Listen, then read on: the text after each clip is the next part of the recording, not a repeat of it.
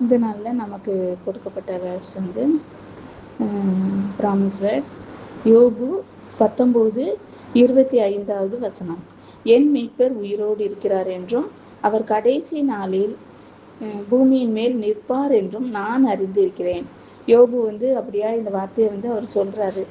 அவர் இந்த அதிகாரத்துல வந்து யோபு வந்து பிரதியுத்தரமாக பில்தாத் வந்து பேசி முடிச்சிட்டாரு. இப்பொழுது வந்து யோபு பேசுறாரு. மனிதருடைய வார்த்தைகள் கொல்லும் என்று அவர் சொல்றாரு. யோபுவின் நண்பர்கள் வந்து யோபுவை வந்து உடைந்து போக பண்றாங்க. பிசாசானவன் வந்து யோபுவின் நண்பர்கள் மூலமாக யோபுவோடு உறவாடி தன்னிடத்துல குற்றமே இல்லைன்னு சொல்லி அவனை யோபுவை வந்து வாதிட செய்யறாரு சாத்தான். அப்படியா இந்த 23வது வசனத்துல கூட நான் இப்பொழுது சொல்லும் வார்த்தைகள் எழுதப்பட்டால் நலமாயிருக்கும், அவைகள் ஒரு புஸ்தகத்தில் வரையப்பட்டு அல்லது என்றைக்கும் நிலைக்க அவைகள் கருங்கல்லிலே உளி வெட்டாகவும் ஈய எழுத்தாகவும் பதித்தால் நலமாயிருக்கும் அப்படின்னு சொல்லி யோபு வந்து நான் இப்போ சொல்ல போற அந்த வார்த்தையை வந்து வரையப்பட்டு ஒரு புஸ்தகத்துல எழுதுனா நலமா இருக்கும்னு சொல்லி அவர் அப்படியா அவருக்கு வந்து ஒரு தரிசனம் கிடைச்சிருக்கும். அதனாலதான் அவர் வந்து அவ்வளவு நம்பிக்கையா சோர்வுற்று இருந்த வேலையில டக்குன்னு அவருக்கு வந்து ஒரு ஜீவனுள்ள விசுவாசம் இருக்குது. நம்ம ஒவ்வொரு அதிகாரத்திலையும் பாக்குறோம், அவர் ஒவ்வொரு இடத்துலயும் சோர்ந்து ரொம்ப இறக்கத்துல போயிருந்தாலும் அவருக்கு உள்ள ஒரு விசுவாசம் துளிர் விட்டு திரும்பவுமா அவர் ஒரு ஜீவனுள்ள வார்த்தையை ஒவ்வொரு அதிகாரத்திலையும் அவர் சொல்லி இருக்கிறாரு. என்னை கொன்று போட்டாலும் நம்பிக்கையா இருப்பேங்கிறாரு. இந்த அதிகாரத்துல வந்து அவருக்குள்ள ஒரு ஜீவனுள்ள விசுவாசம் இருக்கு. நேற்றும் இன்றும் என்றும் மாறாதவர் வந்து யோபு ஆளுகை செய்யறாருங்கிறது அவர் இருதயத்துல அப்படியா அவர் வந்து இந்த வார்த்தையை சொல்றாரு. நம்மளும் இந்த மனதுல இந்த வார்த்தையை எழுதுவோம். என் மீட்பர் உயிரோடு இருக்கிறார் அப்படின்னு சொல்லி யோபு சொன்னது போல நம்மளும் எல்லா சூழ்நிலையிலும் என் மீட்பர் உயிரோடு இருக்கிறார்.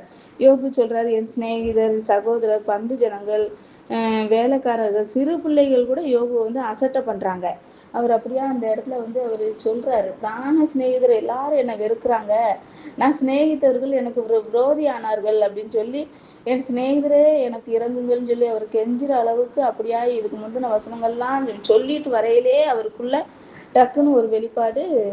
நான் இப்ப சொல்ல போன வார்த்தைகள் எழுதப்பட்டால் நலமா இருக்கும்னு சொல்லி ஒரு புஸ்தகத்தில் வரையப்பட்டு அல்லது என்றைக்கும் நிலைக்கும் அவைகள் கருங்கலிலே ஒளிவெட்டாகவும் ஈய எழுத்தாகவும் பதித்தால் நலமா இருக்கும், என் மீட்பர் உயிரோடு இருக்கிறார் என்றும் அவர் கடைசி நாளில் பூமியின் மேல் நிற்பார் என்றும் நான் அறிந்திருக்கிறேன்.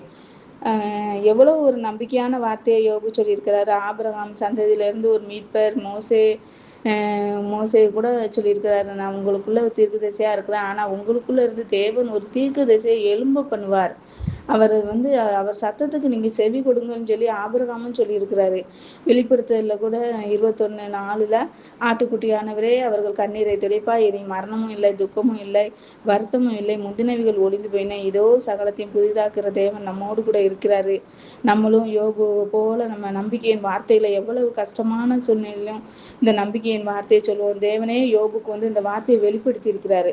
அதனாலதான் யோபு வந்து என் மீட்பர் உயிரோடு இருக்கிறாரு, அந்நிய கண்களில சொந்த கண்களாலே காண்பேன்னு சொல்லி யோபு சொல்றாரு. கர்த்தரை அவருக்கு வந்து ஒரு வெளிப்பாடை கொடுத்திருக்கிறாரு. யோபு வந்து அந்த சரீர உயிர்த்தெழுதலை வந்து விசுவாசிச்சிருக்காரு. தன் சொந்த மாம்சத்துல இருந்து இயேசுவை பார்ப்பேன்னு சொல்லி அவர் சொல்றாரு. கிறிஸ்துவுக்கு மறிக்கிற நம்ம ஒவ்வொருவரும் மீண்டுமாக நித்திய வாழ்க்கையை பெற்றுக்கொள்வோங்கிற நம்பிக்கை நமக்கும் உண்டு.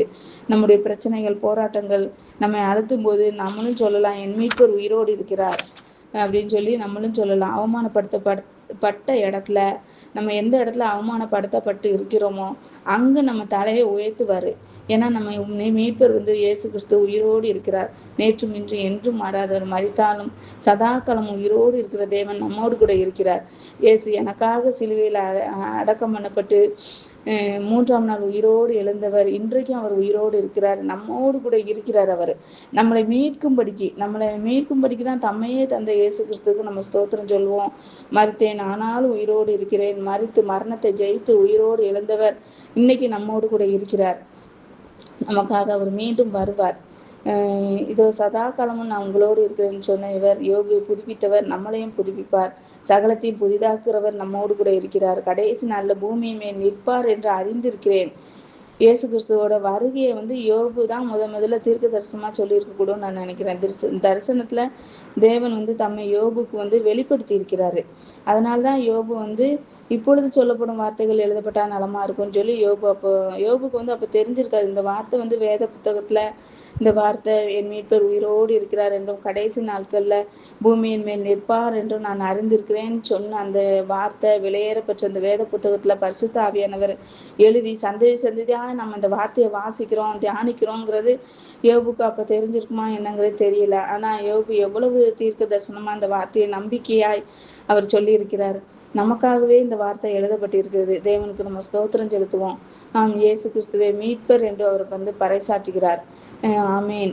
நம்மை பாவத்திலிருந்து, சாபத்திலிருந்து, அழிவிலிருந்து, நாச மோசத்திலிருந்து, சத்துருவின் பிடியிலிருந்து நம்மை மீட்டவர், மீட்கிறவர், மீட்க போகிறவர் நம் இயேசு கிறிஸ்து.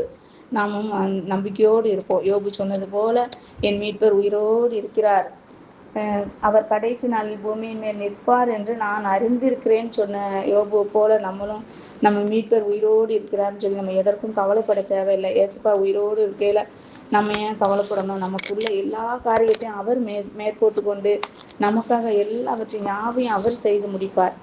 ஆமென். ஆசி செய்திடுவார், அருள் மிக அளிப்பார், அம்பரந்தனில் எனக்காய் ஜெபிப்பார், மோசமே மறைப்பார், முன்னமே நடப்பார், மோட்சவழி சத்தியம் வாசல் உயிர் என் மீட்பர் உயிரோடு இருக்கையிலே எனக்கென்ன குறை உண்டு சொல் மனமே. நம் உயிர் மீட்க அவர் தம் உயிர் கொடுத்து நம்மோடு கூட எழுந்திருந்தோர் நம்மளை விண்ணுலகத்துக்கு அழைக்கும்படிக்கு நம் தேவன் அப்படியாய் நம்மோடு கூட இருக்கிறார். நம்ம எதற்கும் பயப்பட வேண்டாம். பாவமோ, மரணமோ, நரகமோ, பேயோ பயந்து நடுங்கிட ஜெயம் சிறந்தோர் அவர் அப்படியாய் நம்ம கூட இருக்கிறார். நம்ம எதற்கும் கவலைப்படாதபடிக்கு நம் மீட்பர் உயிரோடு இருக்கிறார்னு சொல்லி இந்த நல்ல நம்பிக்கை அறிக்கையிடுவோம். நல்ல தகப்பனையும் துதிக்கிறோம், ஸ்தோத்தரிக்கிறோம். தேவாதி தேவனையும் ஸ்தோத்தரிக்கிறோம். உமக்கு நன்றி செலுத்துகிறோம் ஐயா. நீ வாழ்க வாழ்க வாழ்க என்று சொல்லி நீ வாழ்த்துகிறோம். எல்லா நாமங்களுக்கு மேலான நாமம் உடையவரே என்று சொல்லி உங்க துதிக்கிறோம் ஐயா. தகப்பனே, சாத்தானே, ஆண்டவரே, வெற்றி சிறந்தவர் நீர் எங்கள் தேவனா இருக்கிறீரையா. எங்க மீட்பர் ஆண்டவரே, எங்க பாவத்திலிருந்து, சாபத்திலிருந்து, அழிவிலிருந்து, சத்துருவின் பிடியிலிருந்து, நாச மோசங்கள்ல இருந்து, கண்ணீரிலிருந்து எங்களை விடுதலை தருபவர், எங்களை மீட்டவர் ஐயா. நீர் எங்களை மீட்கிறவர், மீட்க போகிறவர் நீர் ஆண்டவரை. அப்பா உமக்கு நன்றி செலுத்துகிறோம் ஐயா. உங்க துதிக்கிறோம். எங்க மீட்பர் நீர் உயிரோடு இருக்கிறபடினால் உமக்கு ஸ்தோத்திரம் ஐயா. நன்றி. யோபுக்கு கொடுத்த அந்த விசுவாசத்தினால் இந்த நாள்ல எங்கள் ஒவ்வொருவரையும் நீங்க நிரப்புங்கப்பா. நாங்க யாரெல்லாம் இந்த வேலையில ஐயா தகப்பனே, இங்க வேண்டவரே தகப்பனே, சோர்வோடு அமர்ந்து இருக்காங்களோ ஒவ்வொருவரையும் நீர் உயிர்ப்பியும் ஐயா. உயிர்ப்பிக்கிற தேவன் ஐயா. நீர் இந்த நாள்ல நான் உயிரோடு இருக்கிறேன்னு சொல்லி ஆண்டவரே, நீங்க கவலைப்பட வேண்டாம், சகலத்தையும் நான் புதிதாக்குவேன், மதித்தாலும் சதா காலங்களையும் உயிரோடு இருக்கிறவர்னு சொல்லி ஐயா, நீர் இந்த நாள்ல ஒவ்வொருவரையும் நீங்க தேற்றும்படியா ஜெபிக்கிறேன் ஐயா. உங்க விலையேற பெற்ற வார்த்தை எங்களுக்கு தந்தைங்களே ஏசப்பா, அதுக்காக உமக்கு ஸ்தோத்திரம், உமக்கு நன்றி செலுத்துறோம் ஐயா. உங்களை துதிக்கிறோம் ஆண்டவரே. ஒவ்வொரு நாள் ஆண்டவரே நாங்க உண்மை பற்றி பிடித்து கொண்டு எங்க பாதையில ஐயா உங்க கரத்தை பிடிச்சிட்டு நாங்க ஆண்டவரே வர்றதுக்கு எங்களுக்கு உதவி செஞ்சிருங்கப்பா. கிருபை தந்துருங்க ஆண்டவரே. அப்படியா நீங்க நடத்த போறதுக்கா ஸ்தோத்திரம். யோபு போல விசுவாசத்தை எங்களுக்கும் தாங்க ஆண்டவரே. அவரை நானே பார்ப்பேன், அந்நிய கண்கள் அல்ல, என் கண்களே அவரை காணும்னு சொல்லி ஆண்டவரே, அவர் எப்படியா ஆண்டவரே தகப்பனே அப்படி சொன்ன அந்த வார்த்தையின்படி ஆண்டவரே எங்களுக்கும் அந்த நம்பிக்கை, அந்த விசுவாசத்தை, அந்த தைரியத்தை தகப்பனே எங்கள் ஒவ்வொருவருக்கும் நீங்க தந்தருள் முடியா ஜெபிக்கிறையா. இந்த வேலையிலும் கூட ஆண்டவரே யார் யாருக்கு என்னென்ன தேவை ஆண்டவரே நாவில் சொல் பிறவதற்கு முன்னே எங்களுக்கு என்ன தேவை என்பதை அறிந்த தேவன் ஐயா. தலையில் உள்ள முடியெல்லாம் எண்ணி வைத்திருக்கிறவர் ஐயா. தகப்பனே நீர் ஐயா அப்படியாய் ஆண்டவரே ஒவ்வொருவரையும் ஆண்டவரை இன்றைய தினத்தை குறிச்சு நீங்க நடத்துகிற தேவன் ஆண்டவரே. தகப்பனே நாளைய தினத்தை குறித்து கவலைப்படாதீங்க சொல்லி இன்றைக்கு ஆண்டவரே நீர் ஐயா ஒவ்வொருவரையும் ஆண்டவரே தகப்பனே அந்தந்த நாளுக்கு அதனது பாடு போதுன்னு சொன்ன தேவன் ஆண்டவரே. அப்படியாய் ஆண்டவரே இந்த நாள்ல ஐயா ஒவ்வொருவரையும் நீங்க கரம் பிடித்து நடத்துங்கப்பா. இந்த நாள்ல நேர்த்தியாய் நீங்க நடத்த போறதுக்கா ஸ்தோத்திரம் ஆண்டவரே. யார் யார் தேவைகள் ஐயா, என்னென்ன தேவைகள் இருக்கோ அவ்வளவே ஆண்டவரே நீர் சந்தியும் ஐயா, நீர் நடத்தும் ஆண்டவரே. நீ பெரியவராக இருந்து ஒவ்வொரு வீட்லயும் ஐயா நீங்க தலைவராக இருந்து அனைத்து காரியங்களையும் நீங்க ஆண்டவரே நடத்தி ஆண்டவரே நீங்க அவங்க ஆண்டவரே வெற்றி சிறக்க பண்ணும்படியா ஜெபிக்கிறேன் ஐயா. பிள்ளைகள் படிப்பு காரியங்கள் எல்லாவற்றையும் நீங்க பொறுப்படுத்திக் கொள்ளுங்க.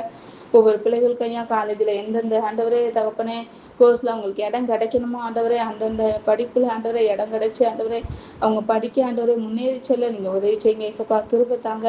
உங்க கரம் ஒவ்வொரு பிள்ளைகளையும் நடத்தட்டும் ஐயா. என் தேவன் உயிரோடு இருக்கிறான்னு சொல்லி, என் மீட்பர் உயிரோடு இருக்கிறான்னு சொல்லி வாழ்வு பிள்ளைகளும் உண்மை அறிக்கை எடுட்டும் ஐயா.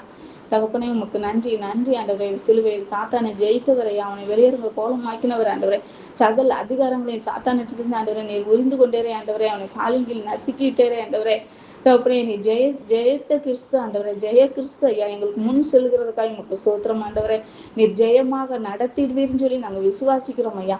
ஒவ்வொரு வாழ்வு பிள்ளைகளையும் ஆண்டவரே நீங்க பொறுப்படுத்திக்கொள்ளுங்கப்பா, பாதுகாத்தரலும் ஐயா. இந்த நாள்ல பாவத்தை மேற்கொண்டு வாழக்கூடிய கிருபையை ஒவ்வொருவருக்கும் நீ தந்தருளும்படியா ஜெபிக்கிறோம் ஐயா. தகப்பனை என் மீட்பர் உயிரோடு இருக்கான்னு சொல்லி ஆண்டவரே ஒவ்வொரு பிள்ளைகளும் பறைசாற்ற நீங்க உதவி செஞ்சிருங்க ஏசப்பா. தகப்பனே உமக்கு நன்றி நன்றி ஆண்டவரே. எங்களுக்கு ஆண்டவரே நீர் ஐயா விசேஷமாய் ஆண்டவரே நன்மையை தந்திருக்கிறதே இருக்காது. உங்களுக்கு ஸ்தோத்திரம். இயேசு கிறிஸ்துவே அல்லாமல் வேற ஒரு நன்மையும் எங்களுக்கு இல்லை என்ற வார்த்தையின்படி ஆண்டவரே ஆம் தகப்பனே எங்களுக்கு விசேஷ நன்மை உம்மாலதான்ப்பா உண்டாயிருக்குது ஆண்டவரே. தகப்பனே உங்களுக்கு நன்றி நன்றி ஆண்டவரே. தகப்பனே நீர் எங்கள் தகப்பனாகவும் நாங்கள் உங்களுடைய பிள்ளைகளாக அவங்களுக்கு அதிகாரத்தை எங்களுக்கு தந்திருக்கிறீரே உங்களுக்கு ஸ்தோத்திரம் ஐயா. நீர் இன்னும் எங்களை தொடர்ந்து நடத்துங்கப்பா. எங்கள் குடும்பங்கள் ஒவ்வொருவரையும் நீ விசாரித்து நடத்த வேண்டுமா ஜெபிக்கிறேன் ஐயா. எல்லாருடைய கண்ணீரையும் ஆண்டவரே நீங்க துடைத்து விடும்படியா ஜெபிக்கிறேன் ஐயா. கவலைகள் தீர்க்கிறவர் நீர் ஐயா. அப்படியா நீங்க நடத்த போறதுக்கா ஸ்தோத்திரம் ஸ்தோத்திரம் ஆண்டவரே. உண்மை துதிக்கிறோம் ஐயா, உண்மை ஸ்தோத்திரிக்கிறோம். நீங்க பாவம் மன்னிப்பு அளிக்கிறவர் ஐயா. கடைசி மட்டும் கைவிடாது இருக்கிறவர் ஆண்டவரே. வாக்கியம் கொடுக்கிறவர் ஐயா. பரம பதவியில் ஐயா நீங்க ஆண்டவரே ஒவ்வொருவரையும் நடத்துகிற தேவன் ஆண்டவரே. அப்படியா நடத்துங்கப்பா நடத்துங்கப்பா, வழி நடத்துங்க. நீங்க மகிமைப்படுங்க. இயேசுவின் மூலம் ஜெபிக்கிறேன் நல்ல பிதாவே, ஆமேன்.